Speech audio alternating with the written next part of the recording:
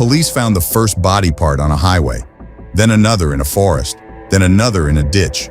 They were scattered across an entire country, and nobody had even filed a missing persons report yet.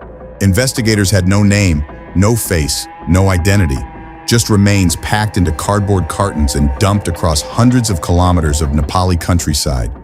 It would take weeks before anyone understood what they were looking at.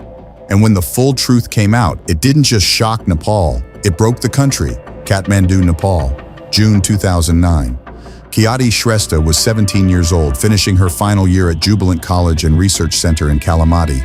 She was focused, driven, and already planning her future. Her dream was to become a commercial pilot. Her parents, Gopal and Radha, had been saving for years, setting aside over 2.5 million rupees to fund her training abroad.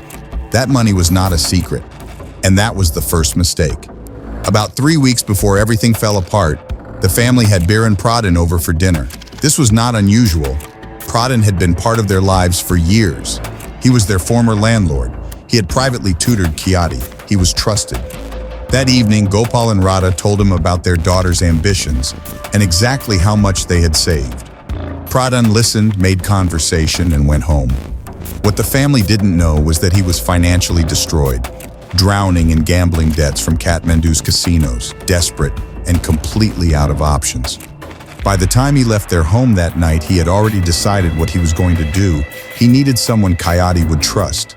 He found that person in Marina Shakya, a 19-year-old student he had previously taught. Pradhan pressured her into making the call.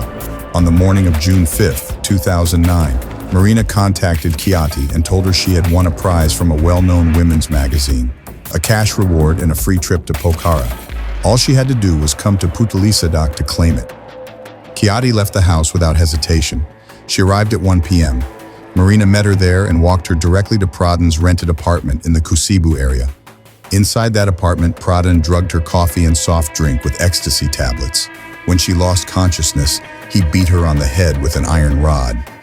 Khyati died that same afternoon, hours after she left home, hours after her parents first tried calling her with no answer. By evening, the family received an SMS demanding 1 million rupees. "Pay the ransom," the message said, and she comes home safe. Marina Shakya was present throughout the killing. She did not intervene. Afterward, she helped Pradhan dismember the body, pack the remains into cartons, and clean the apartment. Pradhan then drove across Nepal, dumping those cartons along highways, down hillside slopes, and into ditches between Kathmandu and Chitwan.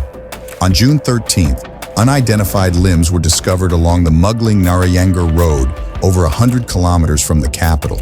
Days later, more remains surfaced near Sainbu in Lalitpur. Investigators were working a Jane Doe case with zero leads. Meanwhile, the Shrestha family was still following every instruction Pradhan sent them, traveling wherever they were told, paying whatever was demanded, believing their daughter was still alive. On June 17th, Radha Shrestha made a 600-kilometer journey to the border town of Kakarbita and handed over the full ransom in person. She thought she was buying her daughter's freedom. Pradhan took the money and walked away, but he had made one critical miscalculation. Radha spotted him at a nearby hotel. After 2 weeks of fear and sleepless nights, something about his presence didn't sit right. She alerted authorities. On June 21, 2009, Biren Pradhan was arrested. Marina Shakya was taken into custody the same day. Under interrogation, Pradhan confessed to everything. He guided investigators along the route he had driven, stop by stop. On June 25th, Khyati's severed head was recovered from a hillside at Goldhunga, inside a carton that had slid down a slope and settled in the brush 150 feet below the road. The trial gripped the entire nation. Crowds gathered outside the courthouse at every hearing, breaking windows and demanding justice. Schools organized protests. Citizens called for restoring capital punishment. In 2010, Judge Balendra Rupaketi delivered the verdict. Biren Pradhan received 39 years for kidnapping and murder. Marina Shakya received 34 years. Pradhan's wife divorced him shortly after. He was held at Kathmandu's central jail.